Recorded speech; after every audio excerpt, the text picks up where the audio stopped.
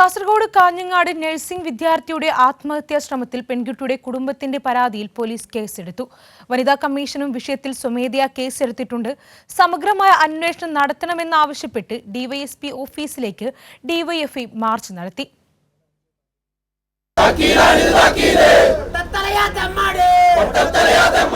Kanhangad Mansoor nursing കോളേജിൽ വിദ്യാർത്ഥിനി ആത്മഹത്യാ ശ്രമം നടത്തിയ സംഭവത്തിൽ സമഗ്രമായ അന്വേഷണം ആവശ്യപ്പെട്ടാണ് ഡിവൈഎഫ്ഐ കാഞ്ഞങ്ങാട് ഡിവൈഎസ്പി ഓഫീസിലേക്ക് മാർച്ച് നടത്തിയത്.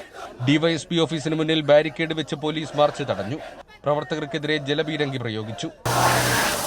സംഭവത്തിൽ പോലീസ് സമഗ്രമായ അന്വേഷണം നടത്തണം.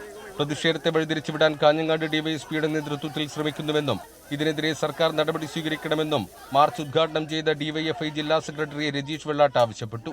കേരളത്തിന്റെ വിദ്യാഭ്യാസ രംഗത്തിന് അംഗീകരിക്കാൻ വേണ്ടി കഴിയാത്ത പൊതുവായ സമീപനം ഇവിടെ സ്വകാര്യ വിദ്യാഭ്യാസ സ്ഥാപനമായ കാഞ്ഞങ്ങാട് മൻസൂർ ഹോസ്പിറ്റൽ നഴ്സിംഗ് കോളേജുമായി ബന്ധപ്പെട്ടുകൊണ്ട് അതിന്റെ അധികൃതർ സ്വീകരിക്കുകയാണ്. കാഞ്ഞങ്ങാട്ടെ പോലീസ് ഇതുമായി ബന്ധപ്പെട്ടുകൊണ്ട് സ്വീകരിക്കേണ്ട സമീപനം എന്താ? സ്വാഭാവികമായും ഇതുമായി ബന്ധപ്പെട്ടുകൊണ്ട് അന്വേഷണം നടത്താൻ വേണ്ടി തയ്യാറാകേണ്ടത്. അതിനു വിരുദ്ധമായ സമീപനം സ്വീകരിച്ചുകൊണ്ടാണ് കാഞ്ഞങ്ങാട്ടെ ഡിവൈഎസ്പിയുടെ നേതൃത്വത്തിൽ ഇവിടെ മുന്നോട്ട് പോകുന്നത്, ബാബു പെരിങ്ങത്തിന്റെ നേതൃത്വത്തിൽ മുന്നോട്ട് പോകുന്നത്.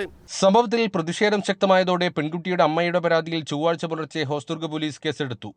ആരോഗ്യ പ്രശ്നത്തെ തുടർന്ന് ആശുപത്രിയിൽ ചികിത്സ തേടിയ വിദ്യാർത്ഥിനി ഹോസ്റ്റലിൽ മടങ്ങിയെത്താൻ വൈകിയതിനെ തുടർന്ന് വാർഡൻ തടഞ്ഞു നിർത്തി ഭീഷണിപ്പെടുത്തി.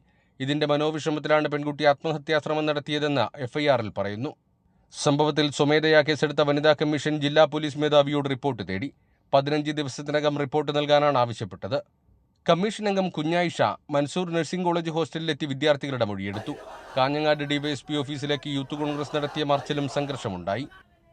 ശനിയാഴ്ച രാത്രി ആത്മഹത്യക്ക് ശ്രമിച്ച പെൺകുട്ടി ഗുരുതരാവസ്ഥയിൽ മംഗലാപുരത്തെ ആശുപത്രിയിൽ ചികിത്സയിലാണ്.